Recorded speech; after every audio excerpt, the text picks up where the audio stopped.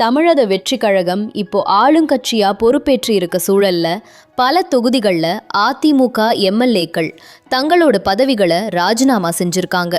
இதனால இப்போ தமிழ்நாட்டில் அடுத்தடுத்த இடைத்தேர்தல் காத்து ரொம்பவே பலமா வீச தொடங்கியிருக்கு. அதுலேயும் குறிப்பா நெல்லை மாவட்டத்தோட அம்பாசமுத்திரம் தொகுதி மேல இப்போ மொத்த தமிழ்நாட்டோட பார்வையும் விழுந்திருக்கு. ஏன்னா இது வரைக்கும் எத்தனையோ தேர்தல்களை பார்த்த நாம் தமிழர் கட்சியின் ஒருங்கிணைப்பாளர் சீமான் இந்த முறை அம்பாசமுத்திரம் இடைத்தேர்தல்ல நேரடியா களம் இறங்குறது உறுதியாகிடுச்சுன்னு கட்சியின் முக்கிய பொறுப்பாளர்கள் சொல்றாங்க. அதுவும் எப்படி? பொது வேட்பாளரா இல்ல, எப்போதும் போல தனித்து தான் போட்டி. புதிய ஆளுங்கட்சியான தமிழக வெற்றி கழகத்தை எதிர்த்து சீமான் அம்பாசமுத்திரத்துல தனித்து நின்னா நாம் தமிழர் கட்சி அவங்களோட முதல் வரலாற்று வெற்றியை பதிவு செய்யுமா? சாத்தியமா இல்ல சவாலா? வாக ஒரு யதார்த்தமான கோணத்துல அலசிடலாம். முதலாவது, ஏன் சீமான் இந்த தொகுதியை தேர்ந்தெடுத்தாரு?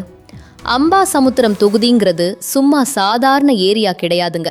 விவசாயம், நெல்மணிகள், மலை கிராமங்கள், உழைக்கும் மக்கள்னு அக்மார் தென் மாவட்ட பின்னணி கொண்ட தொகுதி. நாம் தமிழர் கட்சிக்கு எப்போதுமே தென் மாவட்டங்கள்ல ஒரு தனி வாக்கு வங்கி சைலண்டா பில்ட் ஆகிட்டே இருக்கு. கடந்த பொது தேர்தல்கள்ல சீமான் வேற வேற இடங்கள்ல நின்னாரு.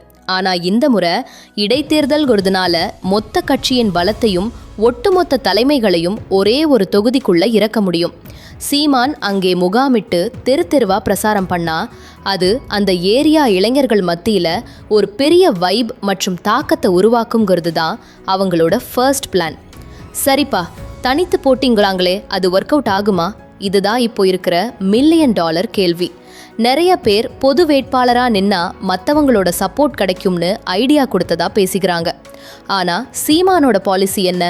கூட்டணியும் இல்ல, சமரசமும் இல்ல, தனித்து களம் காண்கிறது தான் நாம் தமிழர் கட்சியின் தனித்துவமே. ஒருவேளை கூட்டணி வச்சா அவங்களோட இத்தனை வருஷ கொள்கை அடிபட்டுடும்னு நினைக்கிறாங்க. ஆனா கிரவுண்ட்ல இருக்கிற யதார்த்தம் என்னன்னா, ஒரு இடைத்தேர்தல் நடக்கும்போது ஆளுங்கட்சியான தமிழக வெற்றி கழகம் தன் முழு பலத்தையும் அங்கே இறக்கும். இன்னொரு பக்கம் எதிர்க்கட்சியான திமுக மற்றும் ராஜினாமா செய்த அதிமுகவும் தன் செல்வாக்கை நிரூபிக்க மல்லுக்கட்டும்.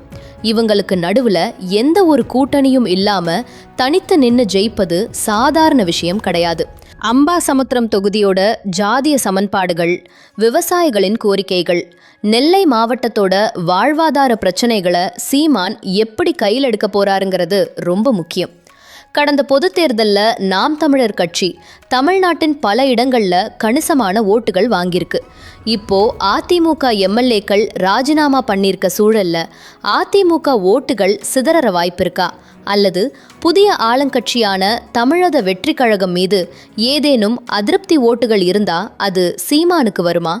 இந்த அரசியல் கணக்குகள் சாதகமா அமைஞ்சா அம்பாசமுத்திரத்துல ஆச்சரியங்கள் நடக்கலாம். சீமான் ஜெயிச்சா அது தமிழ்நாடு சட்டசபைக்குள்ள அவரோட முதல் நுழைவா இருக்கும். அது அரசியல் ரீதியா பெரிய டேர்னிங் பாயிண்டா மாறும். உண்மையா சொல்லணும்னா மக்களே, அம்பாசமுத்திரம் இடைத்தேர்தல் சீமானுக்கு ஒரு சாதாரண தேர்தல் கிடையாது. அது நாம் தமிழர் கட்சியின் அரசியல் பயணத்துல ஒரு அக்னி பரீட்சை. புதிய ஆளுங்கட்சியான தமிழக வெற்றி கழகத்தின் கோட்டையில தனித்து நின்று கோட்டையை பிடிப்பாரா இல்ல ஓட்டு சதவீதத்தை உயர்த்துவாராங்கிறத பொறுத்திருந்து தான் பார்க்கணும். சரி, நீங்க என்ன நினைக்கிறீங்க? சீமான் அம்பாசமுத்திரத்துல தனித்து நின்னா ஜெயிப்பாரா? உங்களோட யதார்த்தமான கருத்துக்களை கீழே கமெண்ட்ல சொல்லுங்க. நன்றி.